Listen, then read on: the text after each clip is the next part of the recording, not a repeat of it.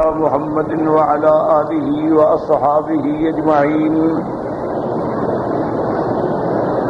اللهم صل على سيدنا محمد وعلى آل سيدنا محمد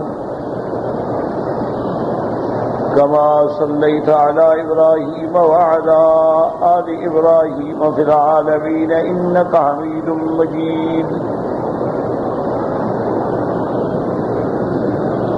أعوذ بالله من الشيطان الرجيم. بسم الله الرحمن الرحيم. يا أيها الذين آمنوا اذكروا نعمة الله عليكم إذ جاءتكم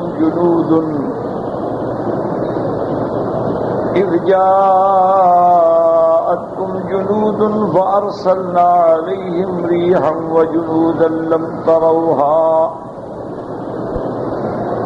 وكان الله بما تعملون بصيرا. إذ جاءوكم من فوقكم ومن أسفل منكم وإذ زاغت الأبصار وبلغت القلوب الحناجر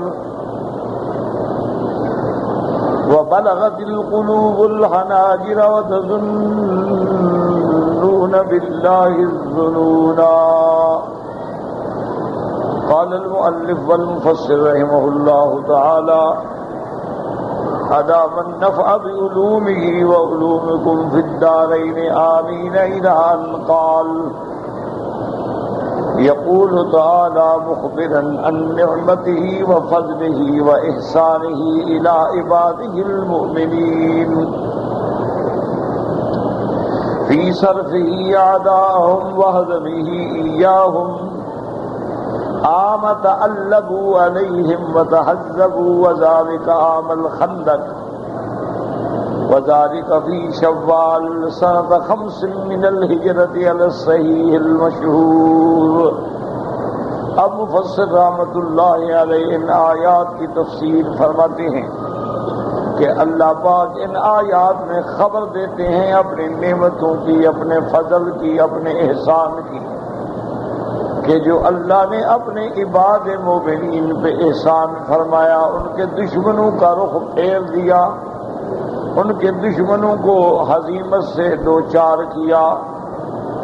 یہ اس سال کی بات ہے کہ جب ان کے دشمن تألبوا علیہم اکٹھے ہوئے، جماعتیں بنے، تمام جماعتوں نے مل کر مدینہ منورہ پہ حملہ کیا. وذالک عام الخندق، یہ خندق والے سال کا واقعہ ہے، اور یہ واقعہ تقریباً 5 ہجری شوال کے مہینے میں، جو صحیح روایت ہے، مشہور روایت ہے کہ یہ واقعہ پیش آیا ہے. تو اصل میں تواریخ کا ضبط جو ہے یہ بہت بعد میں شروع ہوا. پہلے دور میں یہ ہوتا تھا کہ بڑے واقعے کو یاد رکھا جاتا تھا، جیسے کہ کہتے ہیں ولد رسول اللہ صلی اللہ علیہ وسلم عام الفیل، سرکار دو عالم اس سال پیدا ہوئے جس سال ہاتھیوں والا واقعہ ہوا تھا. تو واقعے کو یاد رکھا تھا اور اسواق کو یاد رکھا جاتا تھا.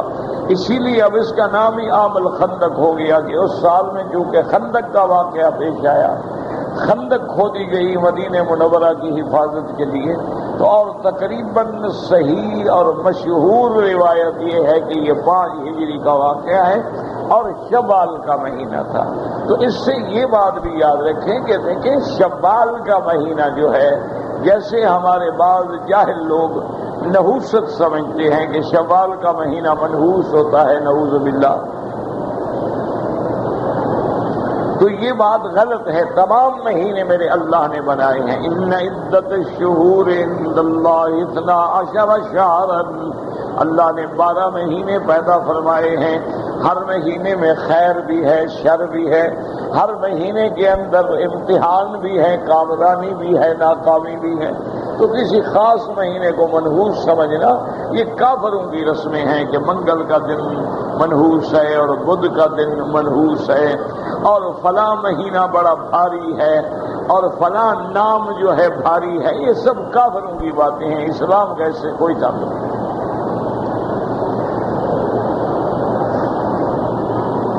اب اسی شوال کے مہینے میں دیکھیں کہ اللہ نے اپنے نبی کی کیسے مدد فرمائی. مشکل بھی آئی، اللہ نے مدد بھی فرمائی. وقال موسیٰ ابن عقبہ وغیرہ کان فی سنۃ 4. موسیٰ ابن عقبہ اور دیگر فرماتے ہیں کہ یہ 4 ہجری کا واقعہ ہے. وقان سبب قدوم الاحزاب ان نفرا من اشراف یہود بنی النضیر الذین كانوا قد اجلاهم رسول اللہ صلی اللہ علیہ وسلم من المدینہ الى خیبر. اور اس جنگ کی اس جماعتوں کے مل کے حملے کرنے کا سبب کیا تھا کہ بنو نذیر یہودیوں کا قبیلہ ہے جس کو اللہ کے پیغمبر نے مدینے سے نکال دیا. آپ نے ان کو حکم دیا تھا کہ نکل جاؤ مدینے سے، اور جو کچھ جائیداد لے جا سکتے وہ بھی لے جاؤ. اور خیبر کی طرف حضور نے ان کو نکالا تھا، جلا وطن کر دیا تھا، وہ خیبر کی طرف چلے گئے. تو یہ بنو نذیر کے لوگ تھے، ان کا ایک بڑا سردار تھا اور اس نے پھر لوگوں کو اکٹھا کیا. منہم سلام ابن ابی الحقیق و سلام ابن مشکم و کنانت ابن الربیع. ان میں سے سلام ابن ابی الحقیق، سلام ابن مشکم، کنانت ابن الربیع، یہ 3 سردار تھے بنی نذیر یہودیوں کے. خرجوا الی مکہ، مکے کی طرف آئے. فاجتمعوا باشراف قریش وألبوهم على حرب النبی صلی اللہ علیہ وسلم ووعدوهم من انفسهم النصر والإعانة فأجابوهم الى ذلك. یہ لوگ وہاں سے نکلے، سلام ابن مشکم، سلام ابن ابی الحقیق اور اسی طرح کنانت ابن الربیع، وہ آ کے مکہ میں مکے کے سرداروں سے ملے اور ان کو آمادہ کیا کہ تم لوگ مل جاؤ اور ایک ہی بات میں اسلام کو مٹا ڈالیں، مسلمانوں کو ختم کر دیں.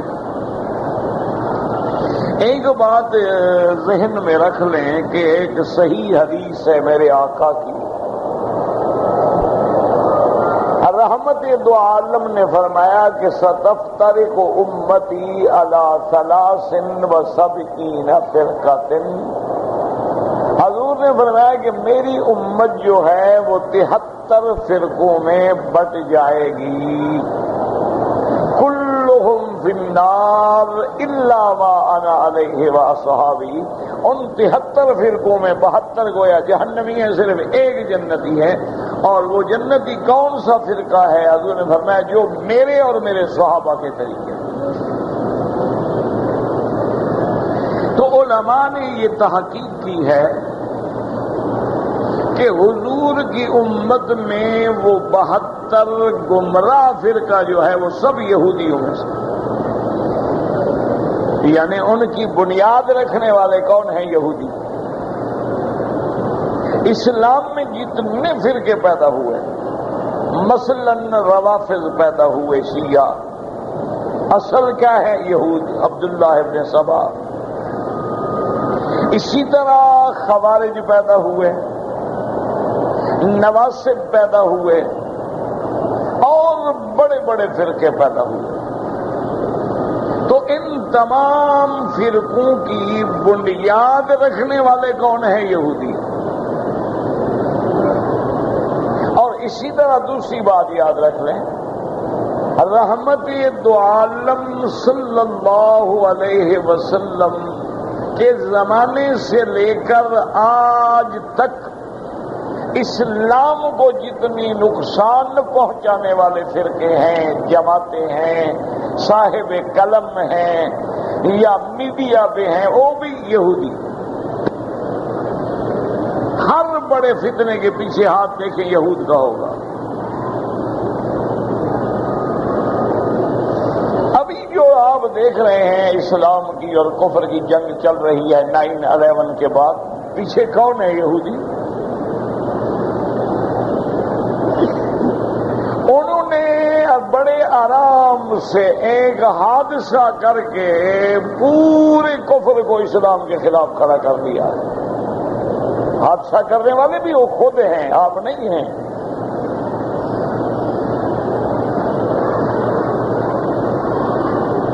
الحمدللہ کسی مسلمان کا اس حادثے میں ہاتھ نہیں.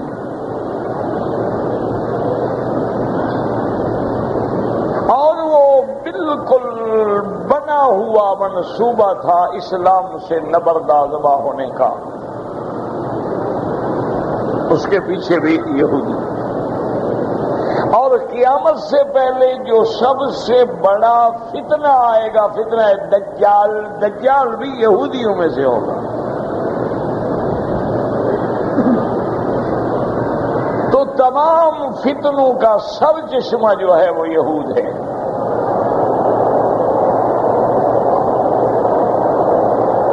کسی بھی آپ یعنی پس منظر پہ نظر ڈالیں، کسی نے حضور کے خلاف کتاب لکھی ہے، پیچھے یہودی ہے۔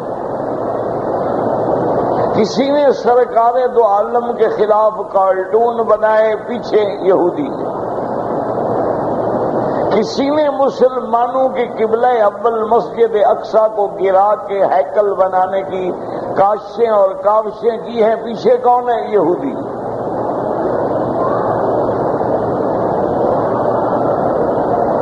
تو اس لیے یہ یہود جو ہیں، ایک یاد رکھیں، ایک تو ہر فتنے کا جڑ ہے، اور دوسرا یہ ہے کہ یہود بڑے منتقم المزاج ہیں، اور تیسرا یہ ہے کہ یہود دنیا کی مکار عیار ترین قوم ہے۔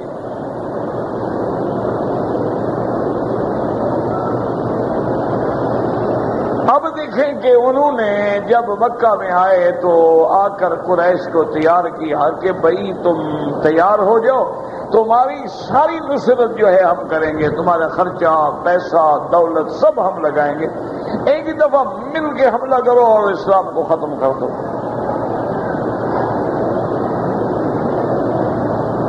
لیکن خدا کی شان ہے، یاد رکھیں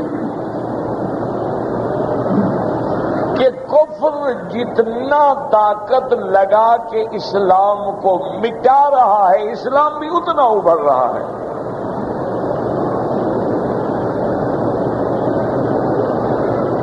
اللہ کی شان۔ اسی سابقہ 5 سال میں اگر آپ نظر ڈالیں، یعنی 2003 سے لے کر 2007 تک صرف یورپ میں 5 لاکھ لوگوں نے اسلام قبول کیا۔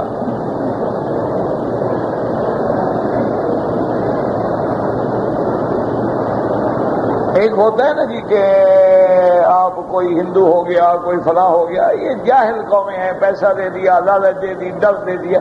پڑھے لکھے آدمی کا اپنا مذہب تبدیل کرنا آسان نہیں ہوتا۔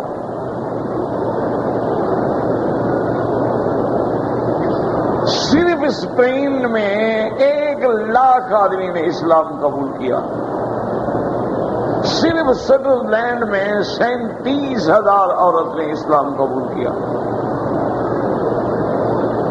اور جس انداز میں اللہ کی شان اسلام بڑھ رہا ہے، آنے والے 5 سال کے بعد یعنی آپ دیکھیں گے کہ انگلینڈ کا سب سے بڑا دوسرا مذہب جو اسلام ہوگا۔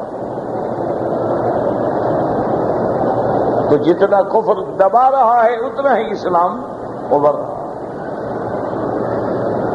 اس کی وجہ یہ ہے نا، اللہ کبھی دشمنوں سے بھی کام لیتے ہیں۔ اللہ تعالیٰ کبھی اپنے دین کا کام دشمنوں سے بھی لے لیتے ہیں نا، وہ تو کریم ہے، قادر ہے، جو چاہے کر دینا۔ اب ہمارے پاس تو طاقت میرا بھائی ہے نہیں، نہ ہمارے پاس چینل، نہ میڈیا، نہ پرنٹ میڈیا، نہ کرنٹ میڈیا، ہمارے پلے میں کیا ہے؟ ساری قوت جو ہے وہ ان کے پاس ہے۔ انہوں نے رات دن ہر چینل، ہر ویب سائٹ پہ اسلام دشمنی، قرآن دشمنی، محمد مصطفیٰ سے دشمنی، صحابہ سے دشمنی، مسلمانوں سے دشمنی، جب اتنا زور سے پراپگنڈا کیا تو ہر آدمی کو سوچ پڑی کہ بھئی ہم دیکھیں تو صحیح اسلام کیا ہے۔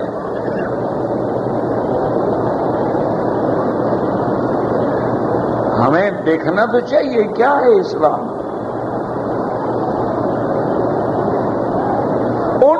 ان کے پروپیگنڈے سے متاثر ہو کے جب قرآن کو پڑھا تو قرآن تو ایک کتاب ہدایت ہے نا، سینے میں قرآن داخل ہوتا گیا، وہ کلمہ پڑھتے گئے۔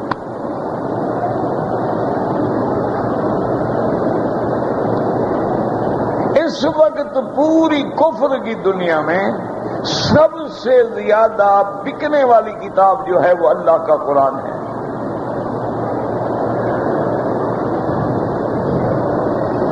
کنٹینرز کے حساب سے قرآن جاتا ہے اور 2 دن میں ختم ہو جاتا ہے. لوگ پڑھ رہے ہیں، مطالعہ کر رہے ہیں، لوگ اللہ کے قرآن کو سمجھنے کی کوشش کر رہے ہیں، اور قرآن کو جب آپ دل سے پڑھیں گے اور دماغ سے سوچیں گے اور سمجھیں گے تو قرآن تو پھر کتاب ہدایت ہے نا. قرآن تو شفا ہے، بیماریوں کو اڑا دیتا ہے. اس لیے اب آپ دیکھیں کہ یہ 3 بندے آئے اور انہوں نے قریش کو آ کے تیار کیا کہ ابھی تیار ہو جاؤ، تمہارا سارا خرچہ ہم دیں گے. فَأَجَابُوهُمْ إِلَىٰ ذَلِكَ، قریش متفق ہو گئے. ثم خرجوا الى غطفان، پھر وہ قبیلہ غطفان کے پاس گئے، ان کو بھی کہا کہ اسلام کے خلاف تیار ہو جاؤ. فدعوهم فاستجابوا لهم ايضا، انہوں نے بھی کہا کہ ہم بھی تیار ہیں. وخرجت قریش في احابيشها ومن تابعها وقائدهم ابو سفیان صخر بن حرب. اور قریش جو تھے، احابیش کہتے ہیں اصل میں وہ چھوٹے چھوٹے آوارہ قسم کے نوجوان جن کا کام ہی لڑنا جھگڑنا ہوتا ہے، ان کو بھی انہوں نے لیا، اور اپنے ساتھ جو قبیلے رکھتے تھے ان کو بھی لیا. اور قریش کی قیادت کرنے والے کون تھے؟ سفیان، ابو سفیان صخر ابن حرب، یہ قائد بن کے حضور کے خلاف لڑنے کے لیے نکلے. وعلى غطفان عيينة بن حصن بن بدر، اور قبیلہ غطفان کا سردار جو ہے وہ تھا عیینہ. والجمیع قریب من 10,000، یہ سارے مل کے تقریباً 10,000 کا لشکر تھا. فلما سمع رسول اللہ صلی اللہ علیہ وسلم بمسیرہم، اب جب حضور کو پتہ چلا کہ کافر 10,000 کا لشکر لے کے آ رہے ہیں، امر المسلمین بحفر الخندق حول المدینہ مما یلی الشرق، آپ نے مسلمانوں کو حکم دیا کہ خندق کی کھدائی کی جائے شرق کی جانب سے. وذالک باشارۃ سلمان الفارسی رضی اللہ تعالی عنہ، دراصل خندق کا مشورہ دینے والے حضرت سلمان فارسی ہیں رضی اللہ تعالی عنہ. انہوں نے کہا تھا کہ یا رسول اللہ، اس طرح فارس روم اس طرح جنگیں لڑتے ہیں. فعامل المسلمون فیہ واجتہدوا، مسلمانوں نے بڑی کوشش کی، بڑی ہمت سے، بڑی محنت سے خندق کھودی. ونقل معهم رسول اللہ صلی اللہ علیہ وسلم التراب وحفرا، حضور پاک بھی خندق کھودنے میں خود شریک تھے، خندق کی کھدائی بھی کرتے تھے اور اندر سے مٹی نکال کے بھی باہر پھینکتے تھے. وَكَانَ فِي حَفْرِهِ ذَلِكَ آيَاتٌ بَيِّنَاتٌ وَدَلَائِلٌ وَاضِحَاتٌ. اللہ کی شان ہے کہ اس خندق کی کھدائی کے موقع پہ بھی اللہ نے حضور کے معجزے ظاہر فرمائے، آیات بینات ظاہر فرمائی. وجعل المشركون ونذروا شرقی المدینہ قریبا من احد، مشرکین کا لشکر آیا، وہ جبل احد کے قریب من جانب شرقی میں اترا. ونزلت طائفۃ منهم فی اعالی ارض المدینہ، اور بعض جو تھے وہ مدینے کے اعالی اونچی طرف میں اترے. کما قال اللہ تعالی اذ جاؤوکم من فوقکم ومن اسفل منکم، اسی کو اللہ نے قرآن میں فرمایا کہ میرے مدنی آپ کے دشمن اوپر سے بھی نیچے سے بھی جمع ہو گئے. وخرج رسول اللہ صلی اللہ علیہ وسلم ومن معه من المسلمین، حضور پاک بھی اپنے پروانوں کی جماعت لے کے مقابلے کے لیے نکلے، اور آپ کا عدد تھا تقریباً 7,000، اور بعض کہتے ہیں 700. واسندوا ظهورهم الى صنعاء ووجوههم الى نحو العدو. اب مسلمانوں نے یہ کیا کہ جبل صلا کو اپنی پشت پہ رکھا اور دشمنوں کی طرف اپنا منہ کر لیا، اور درمیان میں خندق ہے. والخندق وفیر لیس فیہ ماء بینہم وبینہم یحجب الخیالۃ والرجال ان تصل الیہم. اور خندق جو کھودی ہوئی ہے اس میں کوئی پانی وانی نہیں تھا، لیکن وہ گہری تھی کہ کوئی بندہ بھی اتر کے یا چھلانگ مار کے عبور نہیں کر سکتا تھا، اور اسی طرح خیالہ کہتے ہیں یعنی گھوڑے بھی عبور نہیں کر سکتے تھے، خندق ایک رکاوٹ تھی۔ وجعل النساء والذراری بھی آتا من المدینہ تھی، اور اس کے بعد جو بچے تھے اور عورتیں تھیں وہ چوٹیوں پر اونچی اونچی جگہوں پر مدینہ منورہ کی ان کو بٹھا دیا گیا۔ وقالت بنو قریظہ لهم طائفة من اليهود لهم حصن شرقی المدینہ، بنو قریظہ جو تھے یہ یہود کا قبیلہ ہے، مدینے کی شرق میں ان کا بہت بڑا قلعہ تھا۔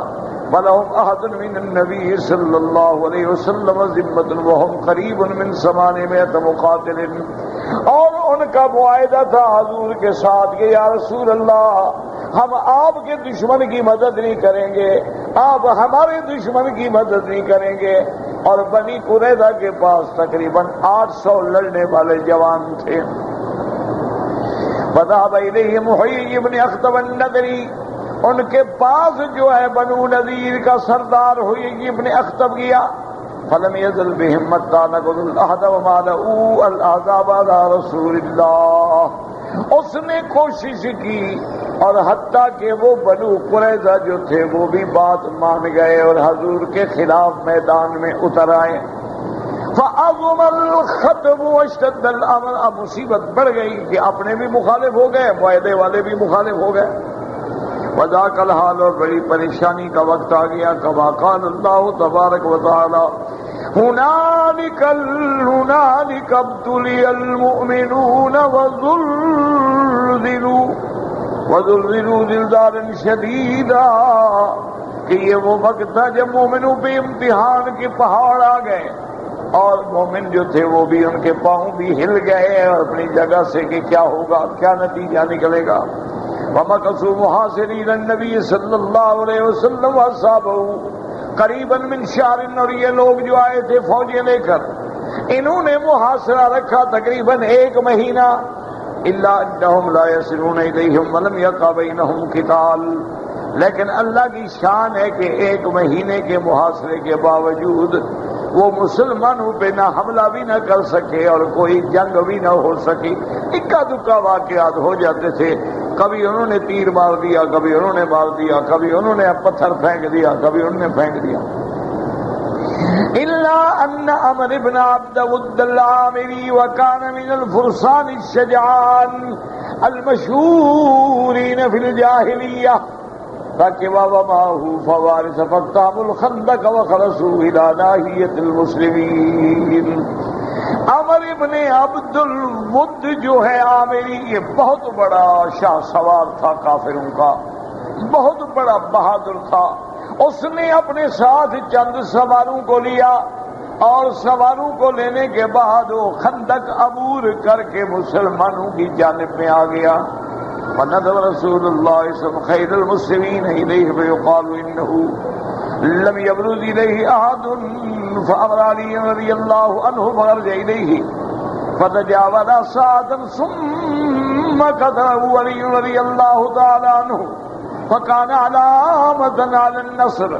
اب جب وہ خندق عبور کر کے آیا، حضور صلی اللہ علیہ وسلم نے اپنے مجاہدوں کو حکم دیا کہ میدان میں نکلو، لیکن سب سے پہلے سیدنا علی رضی اللہ تعالیٰ عنہ نکلے۔ حضرت علی میدان میں آئے، جب دونوں ایک دوسرے کے برابر میں آئے تو حضرت علی نے فوراً قتل کر دیا عمرو بن عبد الود۔ اور یہ پہلی فتح تھی جو مسلمانوں کو حاصل ہوئی کہ کافروں کا ایک بہت بڑا جو شجاع تھا، بہت بڑا شاہ سوار تھا، وہ حضرت علی کے ہاتھوں سے مردار ہوا اور قتل ہوا۔ ثم ارسل اللہ عز وجل علی الاحزاب ریحا شدیدۃ الهبوب قویۃ حتی لم یبق لهم خیمۃ ولا شیء ولا توقد لهم نارا ولا يقر لهم قرارا حتى ارتحلوا خائبین خاسرین۔ اور اس کے بعد پھر اللہ تبارک و تعالی نے ہوا بھیجی، اور ہوا بھی ایسی سخت ہوا تھی، تیز چلنے والی، اتنی قوی تھی کہ اس ہوا نے آ کے ان کا نہ کوئی خیمہ چھوڑا نہ کوئی چیز چھوڑی، یعنی وہ خیمے کو اٹھا لیتی تھی اور جانوروں کو اٹھا لیتی تھی، گھوڑوں کو اٹھا کے پٹک دیتی تھی۔ اللہ کا عذاب تھا۔ اسی لیے میرے آقا نے فرمایا کہ اللہ چاہتی ہیں تو ہواؤں سے بھی مدد کرتی ہیں۔ نصرت بالصبا وَأُهْلِكَتْ عَادٌ بِالدَّبُورِ، حضور نے فرمایا اللہ نے باد صبا سے میری مدد کی ہے اور اللہ نے قوم عاد کو دبور ہوا سے ہلاک کیا ہے۔ یاد رکھیں کہ اللہ کی ہوائیں جو ہیں وہ 8 قسم کی ہوائیں ہوتی ہیں۔ 4 ہوائیں اللہ نے رحمت کے لیے رکھی ہیں اور 4 عذاب کے لیے رکھی ہیں۔ جب چاہتے ہیں رحمت بھیجتے ہیں اور جب چاہتے ہیں عذاب بھیجتے ہیں۔ تو اللہ تبارک و تعالیٰ نے ہوا بھیجی اور ہوا نے آ کے کافروں کے سارے خیمے، ساری چیزیں، حتیٰ کہ کھانے جو پکا رہے تھے وہ دیگیں بھی اڑ گئی۔ اب نہ نار رہا، نہ قرار رہا، نہ آگ رہی، نہ ٹھکانہ رہا۔ اب سب دوڑے بھاگے جان بچاؤ، خائبین خاسرین، ذلیل ہو کے واپس آئے، کچھ بھی نہ ملا، شکست بھی آئی، ذلت بھی آئی۔ کما قال اللہ عز وجل یا ایھا الذین آمنوا اذکروا نعمت اللہ علیکم اذ جاءتکم جنود فارسلنا علیہم ریحا وجنودا۔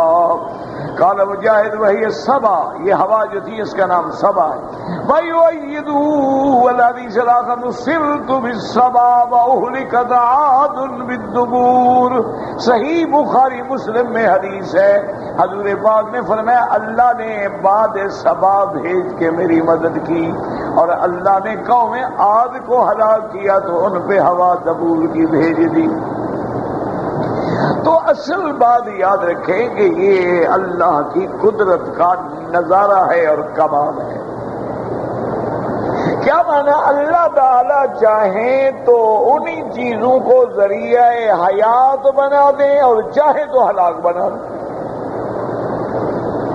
کیا مانا؟ ہوا کے بغیر بندہ زندہ نہیں رہ سکتا، ہوا نہ ہو ختم۔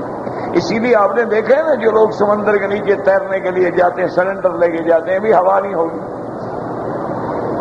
جتنا جہاز بلندیوں میں جاتے ہیں سب سے پہلا فکر یہ ہوتا ہے کہ آکسیجن کی کمی نہ ہو جائے۔ تو ہوا ذریعہ حیات ہے، لیکن اللہ چاہے تو اسی ہوا کو ذریعہ ہلاک بنا۔ پانی کے بغیر کوئی جاندار زندہ نہیں رہ سکتا، یعنی پانی اسباب حیات میں ہے۔ وجعلنا من الماء كل شيء حي، ہر چیز کی حیات پانی پہ موقوف ہے۔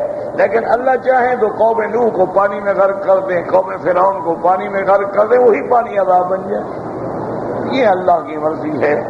مٹی جو ہے وہ انسان کی تخلیق کا سبب اصلی ہے، لیکن اللہ چاہے تو وہی مٹی کے پتھر جو تھے قوم لوط میں برسائے گئے اور قوم لوط کو برباد و ہلاک کر ڈالا گیا۔ یہ اللہ کی مرضی ہے۔ اللہ چاہے تو ہواؤں سے حیات کا کام لے لیں، اللہ چاہے تو موت کا کام لے لیں، اللہ چاہے تو جلانے کا کام لے لیں، اللہ چاہے تو جلانے کا کام لے لیں، ان کی مرضی ہے۔ اس لیے فرماتی ہیں کہ صحیح حدیث میں نصرت بالصبا وأهلكت عاد بالدبور۔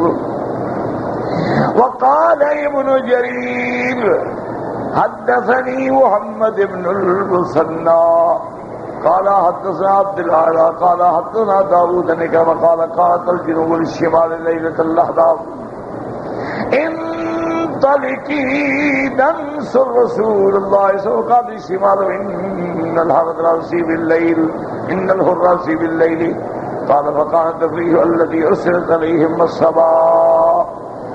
ایک روایت میں یہ بھی آیا ہے کہ جنوب کی ہوا نے شمال کی ہوا سے کہا، یعنی ہوائیں جنوب کی بھی ہوتی ہیں شمال کی بھی ہوتی ہیں، تو جنوب کی ہوا نے شمال کی ہوا سے کہا انطلقی چل ننصر رسول اللہ صلی اللہ علیہ وسلم، ہم اللہ کے نبی کی مدد کریں۔ لیکن اس کے بعد شمال کی ہوا جو تھی وہ کہنے لگی کہ بالکل نہیں، ان الحرتا، جو آزاد عورت ہو وہ کبھی راتوں کو باہر نہیں پھرتی، میں تو رات کو نہیں چلتی۔ تو سبا نے کہا اچھا تو نہیں جاتی تو میں جاتی ہوں حضور کی مدد کے لیے۔ یعنی ہوائیں بھی تو بات کرتی ہیں نا، ہر چیز آپس میں بات کرتی ہے. وَإِن مِّن شَيْءٍ إِلَّا يُسَبِّحُ بِحَمْدِهِ، ہر چیز اللہ کی تسبیح کہتی ہے. پہاڑ پہاڑوں سے باتیں کرتے ہیں، ہوا ہواؤں سے باتیں کرتی ہے، درخت درختوں سے باتیں کرتے ہیں، پانی کی موجیں موجوں سے باتیں کرتی ہیں. اس لیے اللہ تبارک و تعالیٰ فرماتی ہیں قرآن میں کہ ہم نے داؤد علیہ السلام کے لیے پہاڑوں کو مسخر کر دیا کہ جب میرا پیغمبر تسبیح کہے تو تم بھی ساتھ ذکر میں شریک ہو جاؤ. تو بہرحال اللہ نے مدد کی سبا سے. وروى ابي حاتم النبي سعيد الشجاع سلياس عن داود بن كرباس رضي الله عنهما وذكره. وقال ابن جرير ايضا حدثنا يونس قال حدثنا وهب قال حدثني عبيد الله بن عمر بن عبد الله بن رضي الله عنهما قال ارسلني خالي عثمان بن مظعون رضي الله تعالى عنه ليلة الخندق في برد شديد وريح من المدينة فقال ائتنا بطعام ولحاف. قال فاستأذن رسول الله عليه وقال من أتيت من أصحابي فهم يراجعوا. قال فذهبت والريح في كل شيء فجعلت لا ألقي أحدا إلا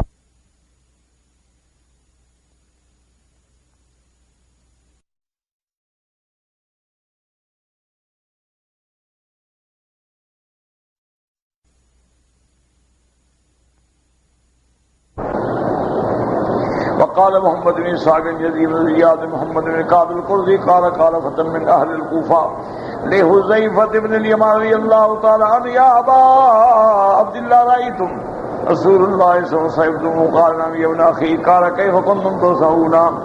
ایک نوجوان کوفے کے رہنے والے نے حضرت حذیفہ بن الیمان سے پوچھا اور کہا حذیفہ تم خوش نصیب ہو گے، تم کو صحبت ملی محمد مصطفیٰ کی صلی اللہ علیہ وعلی آلہ وصحبہ وسلم تسلیما کثیرا کثیرا.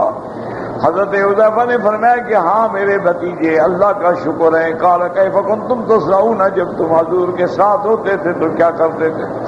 قال واللہ لقد كنا نجہد لقد قال الفتى واللہ لو ادرکناہ ما ترکناہ یمشی علی الارض ولحملناہ علی اعناقنا. حضرت حذیفہ نے کہا خدا کی قسم ہے ہم حضور کے ہر حکم کے لیے کوشش کرتے تھے، محنت کرتے تھے آپ کی اطاعت میں. وہ نوجوان کہنے لگا اللہ کی شان ہے کہ مجھے وہ زمانہ نہیں ملا. اگر ہمیں حضور کا زمانہ ملتا ہم حضور کو کبھی زمین پہ بھی نہ چلنے دیتے، اپنے کندھوں پہ اٹھا کے رکھتے کہ تکلیف نہ ہو. قال حذیفہ رضی اللہ عنہ یا ابن اخی واللہ لو رأیتنا مع رسول الخندق وصلى رسول الله مريم من الليل ثم التفت فقال من رجل يقوم فينظر لنا ما فعل القوم. حضرت حذیفہ نے فرمایا میرے بھتیجے اگر تو دیکھے کہ لیلۃ الخندق جو تھی جب حضور پاک نے نماز سے فارغ ہوئے تو آپ نے فرمایا کون ہے کوئی میرے صحابہ میں جو دشمنوں کی فوج میں جا کے حالات معلوم کر کے خبر لے آئے. یشترط له النبی صلی اللہ علیہ وسلم ان یرجع ادخلہ اللہ الجنہ. اور حضور نے فرمایا آج رات جو جائے گا اور دشمنوں سے حالات لے کے آئے گا اللہ پاک سے میرا وعدہ ہے کہ میں اس کو جنت دلاؤں گا. قال فما قام رجل ثم صلى الله عليه وسلم لیکن کوئی بندہ بھی نہ اٹھا. پھر حضور کچھ دیر نماز پڑھتے رہے. ثم التفتینا وقال مثل وما قام منا رجل، کوئی بندہ نہ کھڑا ہوا. ثم صلى رسول الله الحوی من الليل، آپ نے پھر نماز پڑھی. ثم التفت الینا فقال من رجل يقوم فينظر لنا ما فعل القوم ثم يسر ثم رجع تصل يكون رفيقي في الجنة. فقام ما قام من شدت الخوف شدت الجوع شدت البرد. لیکن حضور کے 3 دفعہ کہنے پہ بھی کوئی بندہ کھڑا نہ ہوا. یہ کیا تھی کہ ٹھنڈ اور ہوا اور بھوک اور کمزوری، ہمت نہیں ہو رہی تھی کسی بندے کو جانے کی.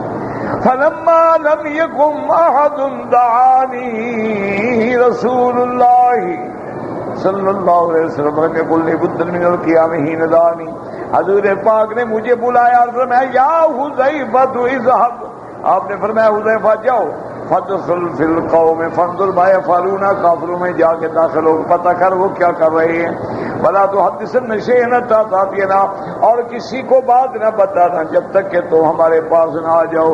قال فذهبت فدخلت فی القوم والريح جنود اللہ جزر بما تفعل۔ اب حضرت حذیفہ فرماتی ہیں کہ میں حضور کے حکم پہ چلا، میں جب ان کے لشکر میں پہنچا تو میں نے دیکھا کہ ہوا ان کے ساتھ کیا کر رہی ہے، الٹ پلٹ کر رہی ہے ہوا ان کو۔ قال لا تکر لهم قرارا ولا نارا ولا بنان، نہ ان کی کوئی آگ بچی، نہ خیمہ بچا، نہ جگہ بچی۔ وقام ابو سفیان وقال یا معشر قریش کل من جلیسی، ابو سفیان کھڑا ہوا کہنے لگا ہر بندہ اپنے ساتھی کو پکڑے۔ قال حذیفہ رضی اللہ عنہ فقط برجل الجیران وقلت من انت قال انا فلان فلان، ثم قال ابو سفیان یا معشر قریش انکم واللہ ما اصبحتم بدار مقام لقد حلق القرا والخف۔ اب ابو سفیان نے کہا کہ دیکھ رہے ہو کہ نہ کوئی جانور بچا ہے، نہ کوئی ہمارے لیے اسباب سفر بچا ہے۔ فاخلفتنا بنو قریظہ، اور بنو قریظہ نے بھی وعدہ توڑ لیا ہے۔ فبلغنا عنهم الذي نكرهوا ولكن من هذه ما ترون والله ما تدبرنا كنا تكون نار، کوئی دیگ بھی نہیں ٹھہرتی، کوئی آگ بھی نہیں جلتی، اور کوئی خیمہ بھی نہیں رہتا۔ لہذا میرا حکم ہے کہ فارتحلوا فإني مرتحل، نکلو بھاگو بس۔ ثم قام إلى جمله وهو معقول فجلس عليه ثم ذروا بيده ما أتكيك إلا وهو قائم ولولا أهل السلم الله تسيء حتى تأتوا شيء كتبوا وسام۔ اب ابو حذیفہ فرماتے ہیں کہ میرے سامنے ابو سفیان اپنے اونٹ میں بیٹھا، اس کو اٹھایا اور اونٹ اٹھ گیا بس بھاگا۔ کہتا ہے میرے اتنا قریب تھا، میں اگر چاہتا تو نیزہ مار کے ابو سفیان کو ہلاک کر دیتا، لیکن حضور نے فرمایا تھا تم نے کچھ نہیں کرنا ہے، لہذا میں مجبور تھا کہ میں کیا کروں۔ قال حذیفہ رضی اللہ تعالی عنہ صلی اللہ علیہ وسلم قال صلی فی مرد لبعض نسائه مرحل فلما رأني دخل مرجعه وترى على طرف البيت ثم ركع وسجد وإني لفيه فلما أسلم أخبرت الخبز من الغفران بعد فعل قريش فانشمروا راجعين إلى بلادهم۔ اب جب میں واپس آیا تو سردی کا مجھ پہ اتنا اثر تھا، حضور کپڑا لے کے چادر تھی گھر والوں کی ڈال کے نماز پڑھ رہے تھے، حضور نے مجھے اپنے دونوں ٹانگوں کے درمیان میں لٹا دیا اور میرے اوپر کپڑا بھی ڈال دیا تاکہ میں سردی سے کچھ بچ جاؤں۔ جب حضور فارغ ہوئے تو پھر مجھ سے پوچھا کہ کیا حال ہے، میں نے بتایا کہ یا رسول اللہ کافر سب بھاگ گئے، اللہ کی مدد آ گئی، سب اکھڑ گئے، ان کا تو کچھ بچا ہی نہیں ہے، وہ تو اپنی جان بچا کے بھاگ گئے۔ تو اللہ تبارک و تعالی نے اس طرح حضور کی مدد فرمائی، اور اللہ کا وعدہ سچا ہے، انا لننصر رسلنا والذین آمنوا فی الحیات الدنیا ویوم یقوم الاشہاد۔ اللہ فرماتے ہیں کہ ہم اپنے رسولوں کی بھی مدد کرتے ہیں، ایمان والوں کی بھی مدد کرتے ہیں، دنیا میں بھی اور قیامت میں بھی۔ اللہم انصر امت محمد، دعا کریں اللہ حضور کی امت پہ رحم فرما، اللہ حضور کی امت پہ رحم فرما، اللہ عذاب رفع فرما دے، اللہ عذاب رفع فرما دے، اللہ حضور کی امت کو عزت غلبہ عطا فرما دے، اللہ کفار اور ان کے حامیوں کو ذلت میں شکست سے دوچار کر دے۔ ربنا تقبل منا انک انت السمیع العلیم وتب علینا انک انت التواب الرحیم۔ واللہ اعلم۔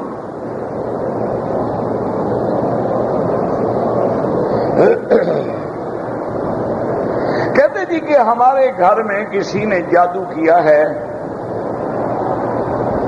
کیا کریں؟ میرا بھائی اصل بات یہ ہے کہ یہ تقریباً 80% تو یہ بات غلط ہوتی ہے ہمارے دماغوں میں۔ جاہل مولوی جاہل پیر بٹھا دیتے ہیں کہ تیرے گھر پہ جادو ہے، جادو ہے، جادو ہے، جادو۔ جادو ہوتا ہے، جادو برحق ہے، جادو سحر ہے اور سحر کفر ہے، لیکن ہے جادو۔ لیکن یہ جو اب ہر گھر میں تیرے گھر میں جادو ہے، تجھ پہ جادو ہے، تیرے بچے جادو سے باندھ دیے گئے ہیں، تیری عورت کو باندھ دیا گیا ہے، تمہارا خامد جو ہے اس کو باندھ دیا گیا ہے، یہ تقریباً 80% جھوٹ ہوتا ہے، حقیقت کوئی نہیں۔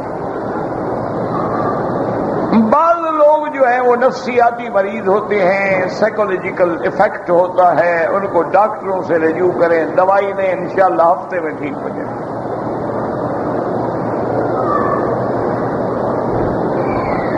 اور اگر تمہیں یقین ہے کہ جادو ہے، پھر سب سے بڑا علاج جو ہے وہ اللہ کا قرآن ہے کہ سورۃ البقرہ پورے گھر میں جو پڑھے ہوئے ہیں وہ پڑھیں، سورۃ البقرہ پڑھ کے پانی پہ دم کریں اور گھر میں ہر طرف ہر کونے میں پھینکیں، سورۃ البقرہ کو کیسٹ میں لگا کے ہیڈ فون لگا کے جس بندے پہ زیادہ اثر ہے وہ سنے، انشاءاللہ ہفتے میں سب جادو وادو جن چھن سب اڑ جاتے ہیں، کچھ بھی نہیں ہوتا، اور آئندہ جادو والے جو ہیں خود ذلیل و خوار ہو جائیں گے، تم پہ جادو بھی نہیں کر سکتے۔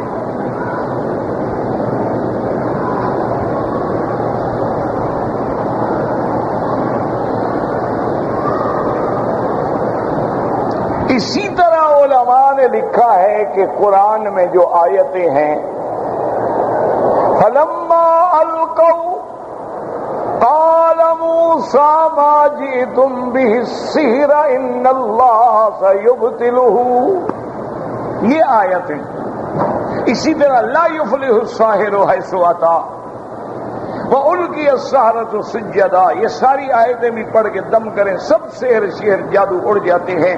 یہ جھوٹے فریبیوں کے چکر میں نہ آیا کرو، اللہ کا قرآن جو موجود ہے گھر میں، قرآن شفا ہے، اللہ قرآن میں خود کہتے ہیں شفا ہے۔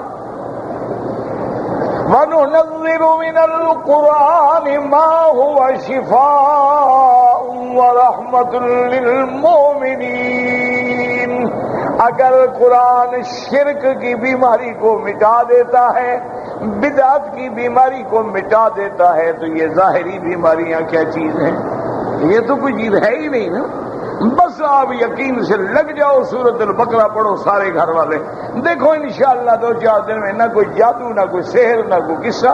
اکثر یہ جھوٹ ہوتا ہے، لوگ جو ہیں یاکلون اموال الناس بالباطل، لوگوں سے پیسے بٹورنے کے لیے کہتے ہیں تیری بیوی پہ جادو ہے، تجھ پہ جادو ہے، فلاں پہ جادو ہے۔ او جی اب بندہ ڈر گیا بیچارہ، انہوں نے کہا جی اب کیا کریں؟ انہوں نے کہا بھائی یہ جادو بڑا خطرناک ہے، اس میں ہم کو جادو توڑنے کی کوشش کریں گے لیکن ہماری جان کو بھی تو خطرہ ہوتا ہے نا، تو خرچہ بڑا لگے گا، کر سکتے ہو تو تمہاری مرضی ہے، ورنہ ہے بڑا مشکل کام۔ انہوں نے کہا جی ٹھیک ہے، جانور بیچیں گے، گھر کا مال بیچیں گے، خرچہ کریں گے۔ یہ سب فراڈیے ہوتے ہیں، سب جھوٹے ہوتے ہیں۔ موکل بھیجیں گے جناب، جا کے تیرے جادو والے کو پکڑے گا، موکل بھیج کے کسی یہودی کو مار دو، ہندو کو مار دو، کافر کو مار دو، تمہارے موکل مسلمانوں کو مارنے کے لیے ہیں۔ سب جھوٹ ہیں، اور 101% جھوٹ ہوتا ہے، نہ ان کے تابع کوئی موکل ہے۔ یہ تو وہی مثال ہے نا، ہمارے بلوچ ہوتے ہیں جانگلی، بعض بلوچ تو ہمارے اس علاقے کے ہیں نا، غازی خان، مظفر گڑھ، یہ اسی طرح مکران ہو گیا، عمان ہو گیا، مسکت، گوادر، پسنی، یہ سب جیونی سب بلوچ ہیں۔ ایک ہمارے فیصل آباد کے اس علاقے کو جانگلی کہلاتے ہیں، وہ بھی بلوچ ہوتے ہیں۔ تو ایک جانگلی تھا میری طرح کا کوئی جاہل بیچارہ، وہ ایک پیر کے پاس گیا، اس نے کہا کہ حضرت مجھے دشمن نے بڑا تنگ کر دیا ہے، ایسا تعویذ دو کہ بس دشمن میرے سامنے تڑپ تڑپ کے مر جائے۔ اس نے کہا ٹھیک ہے۔ اس نے کہا کہ تعویذ تو لکھنا ہوگا، ایک کالا بکرا لاؤ، ایک کالا مرغا لاؤ، اور 2 تولے زعفران لے آؤ، 2 تولے عنبر لے کے آؤ، اور جناب اس کے بعد ہم وہ تعویذ لکھیں گے، پھر ایک کالے رنگ کا کتا، بولی کتا جو ہوتا ہے وہ لے آؤ، اس کے منہ میں نے وہ تویز رکھنا ہے، پھر اس کے منہ کو باندھنا ہے، پھر کتے کو مار کے تم نے پرانے قبر میں جا کے دفن کرنا ہے، یہ انتظام کرنا گا۔ دشمن تیرے سامنے مر جائے گا، وہ جانگلی تھا میری طرح جاہل کھڑا ہوگا، اور کہا سائیں میرا کتا بھی تو ہے، بولی بھی تو ہے، جو کرنا ہے سائیں آپ کریں، مجھ سے کیا ہوتا ہے؟ یہ حال ہے اور کچھ بھی نہیں ہوتا ہے۔ حضرت میرے پاس اگر 2 تولے زعفران کے اور عنبر کے پیسے ہوتے، کالا بکرے کے پیسے ہوتے، کالے مرغے کے پیسے ہوتے، میں خود جا کے دشمن کو نہ مار دیتا۔ میرے پاس روٹی کھانے کو نہیں ہے، کتا لے آؤ، بلا لے آؤ، چوہا لے آؤ، میرے آپ ہیں، سب کچھ کرنا ہے تو آپ کرو، ورنہ مجھ سے کچھ نہیں۔ تو یہ سارا جھوٹ ہے۔ اللہ کے قرآن سے بڑا علاج کوئی نہیں۔ جن ہے، سحر ہے، جادو ہے، تجربہ تو کرو نا ایک دفعہ سورۃ البقرہ کا، دیکھو کیسے اللہ شیطانوں کو بھگاتا ہے۔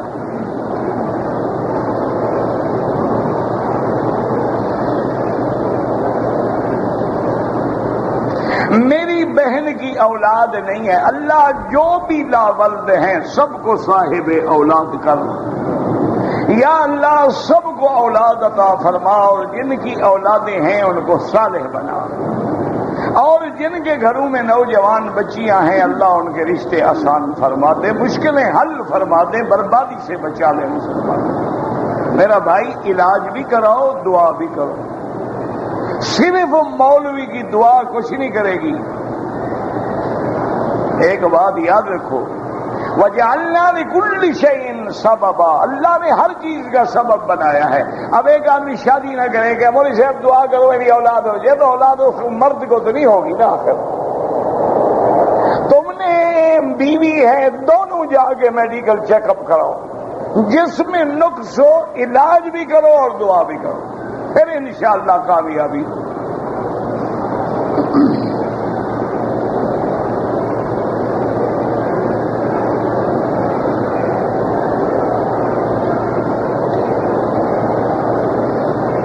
بہرحال اگر کسی لڑکی سے آپ نے شادی کرنی ہے، اس کے ولی، اس کا باپ نہ ہو، بھائی، چچا، ولی الامر جو ہیں ان کی اجازت سے نکاح ہوگا۔ اگر اس کا ولی الامر کوئی نہیں، یا اگر ولی الامر تو ہیں لیکن اجازت نہیں دیتے، تو پھر وہ لڑکی جا کے قاضی کے محکمے میں درخواست دے، محکمہ اسلام کا قاضی جو ہے وہ اس کا ولی بن کے خود نکاح کرائے گا۔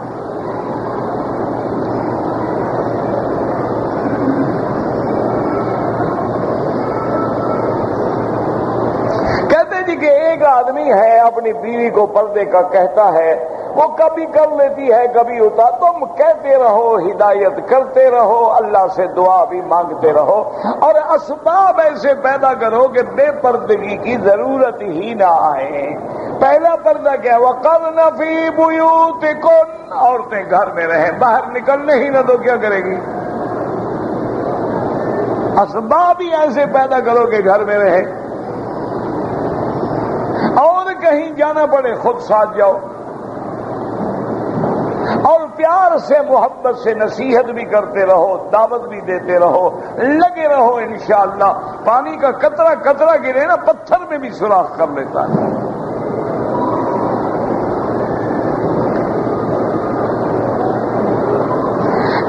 کہ جو شخص داڑھی منڈاتا ہے اسی وقت گناہ ملتا ہے، ساری زندگی گناہ رہے گا، ایک دفعہ منڈائے گا، بار بار منڈائے گا، فاسق اور فاجر ہو جائے گا، گناہ کبیرہ کا ارتکاب ہے۔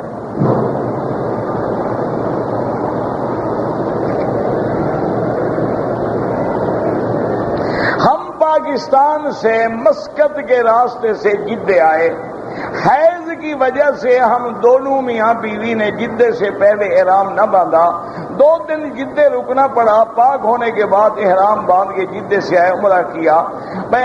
میاں بیوی نے حیض کی وجہ سے، یعنی میاں کو بھی حیض آیا ہوا تھا،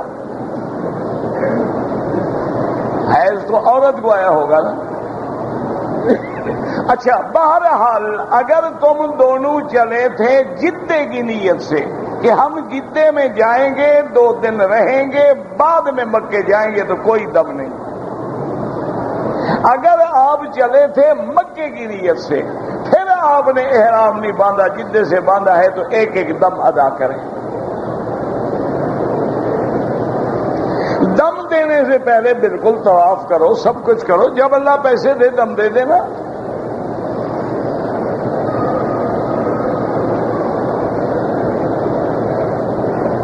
بہرحال اگر آپ نے دوسرا عمرہ کیا ہے اور سر نہیں منڈایا تو سر بھی منڈوائیں، اور اگر 12 گھنٹے گزر گئے ہیں تو دم بھی ادا کریں۔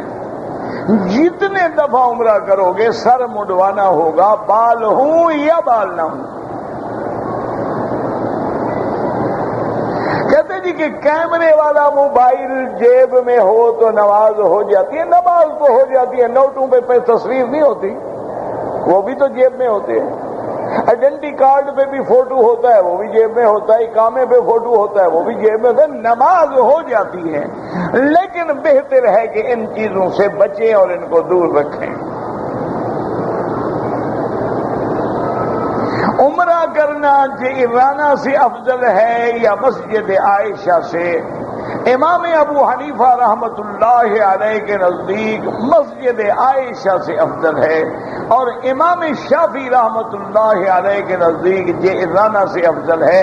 وہ کہتے ہیں جعرانہ سے حضور نے خود عمرہ باندھا ہے، لیکن امام ابو حنیفہ فرماتے ہیں ساری شریعت پہلے قول رسول کا نام ہے۔ بی بی عائشہ کو حضور نے حکم دیا، یہ حدیث قولی ہے، وہ فعلی ہے۔ اگر آپ جعرانہ میں نہ ہوتے تو عمرہ نہ کرتے۔ تو بہرحال آپ ان مسئلوں میں نہ پڑیں، جہاں سے موقع ملے کرتے رہیں۔ کہتے جی کہ اشراق کی نماز کا جو گھڑیوں میں وقت لکھا ہوا ہے یہ شروق ہے، شروق مانا سورج کا نکلنا۔ نماز اشراق اس وقت سے 20 منٹ بعد ہوتی ہے۔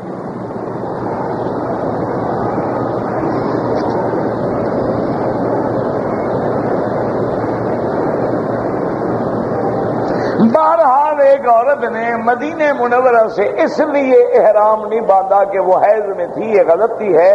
عورت حالت حیض میں نیت عمرہ کر سکتی ہے، کوئی منع نہیں۔ عورت کا کوئی احرام نہیں ہوتا، جس کپڑے میں ہے وہی احرام ہے۔ لبیک اللہم لبیک لبیک لا شریک لک لبیک۔ بہرحال اب آسان حل یہ ہے جب پاک ہو جائے واپس مدینے سے جا کے عمرہ کرے، پھر دم نہیں پڑے گی۔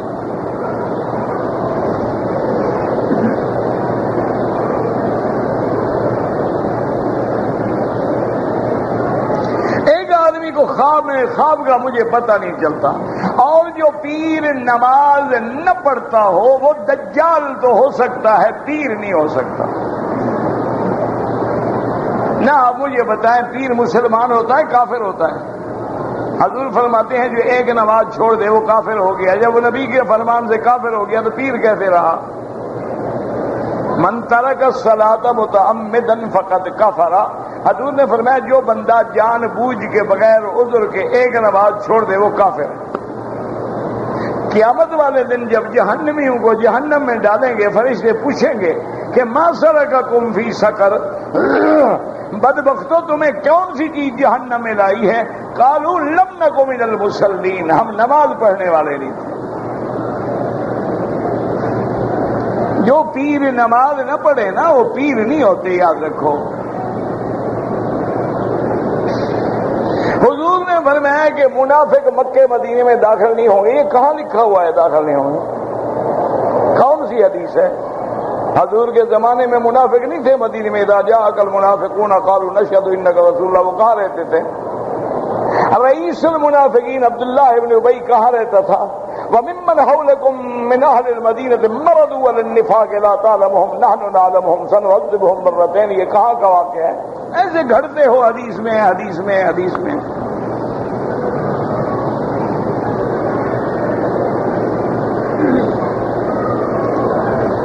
یہ کوئی دیوبندی خیالات کا ہو یا بریلوی خیالات کا، جو کام غلط ہے وہ غلط ہے۔ داڑھی رکھنا ضروری ہے، واجب ہے، منڈوانا فاسق ہے۔ ضروری کیا مانا؟ 1,24,000 انبیاء کی سنت ہے۔ لوگ داڑھی والوں کی عزت نہیں کرتے، نہ کریں، یہی تو کمال ہے، وہ عزت نہ کریں تم سنت رکھو محمد مصطفیٰ کی۔ کہتے جی کہ تبلیغی جماعت والے ایک ایک سال کے لیے گھر چھوڑ دیتے، یہ 2 سال کے لیے جو نوکری کے لیے آئے وہ ان کا مسئلہ تو کبھی نہیں پوچھا تم نے۔ یہ 2 سال کے کنٹریکٹ پر جو اقامے پہ آئے ہیں نوکری کرنے کے لیے، ان کی بیوی بچے تمہاری ذمہ داری پہ ہیں۔ شیطان دین کا کام کرو دماغ میں خلل ڈالتا ہے نا۔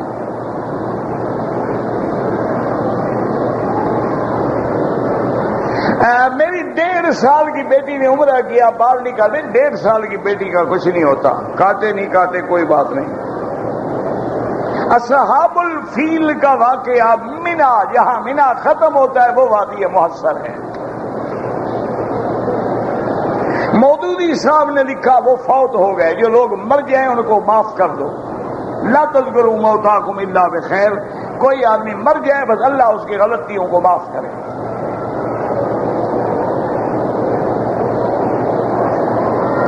اللہ کے نبی نے نہیں فرمایا کہ چھوٹے قد کے فتنہ ہوتے، یہ قول ہے، لوگوں نے بنایا ہے، حدیث نہیں ہے۔ بہت پیغمبر ہیں جن کا چھوٹا قد ہے۔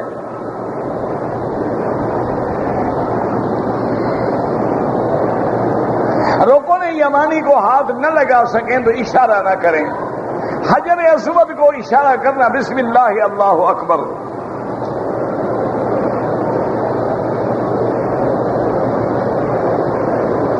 اگر ایک آدمی نے لندن ایئرپورٹ سے نیت عمرے کی کر لی لیکن بنے نیند نکالی، بعد میں نکال لی، دماغی خرابی کی وجہ سے کوئی جرمانہ نہیں۔